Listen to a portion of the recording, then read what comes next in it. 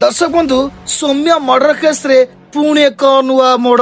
दर्शक बंधु प्रत्येक दिन गोटे गोटे नुआ ट्विस्ट सामना को आसुची, गोटे गोटे नुआ तथ्य सामना को आसुची। हाँ दर्शक बंधु आउ एक तथ्य सामना को आसुची जो तथ्यटी क्राइम ब्रांच यहाँ आगरू कर जोटा कि से एबे सामना को आनी जे बालियंता मर्डर केस रे पुलिस को अरेस्ट करिवो क्राइम ब्रांच। हाँ दर्शक बंधु प्रश्न उठुची एठी पुलिस को कहीं अरेस्ट करिवो क्राइम ब्रांच। दर्शक बंधु आपण माने समस्त वीडियो माध्यम रे देखिथिबे जे जने पुलिस ऑफिसर आउ कनेस्टेबल मध्य सेठी अवेलेबल थिले जतबेले सौम्यंकर मर्डर होइतिला बा सौम्य को जतबेले पीटी पीटी हत्या करा जाइतिला।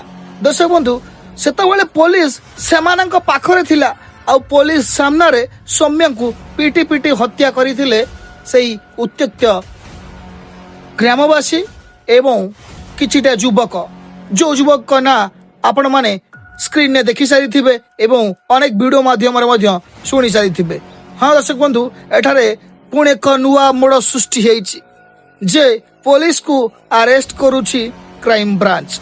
आ हाँ आउ एक तथ्य मध्य सामना को आसीछि जे हमर ओडिशा सरकार मोहन चरण माझी मध्य कहिसंती जो माने सौम्य मर्डर स्थान रही मर्डर प्रत्यक्षदर्शी साजिले एवं रक्षक भक्षक साजिले से छाड़ी भी नहीं समस्त को गोटी गोटी करी अरेस्ट करी यह मोहन चरण माझी कहिसंती। धन्यवाद ओडिशा सरकार जे ए पुलिस मान को अरेस्ट करने पई एते बड़ कथा कहिसंती।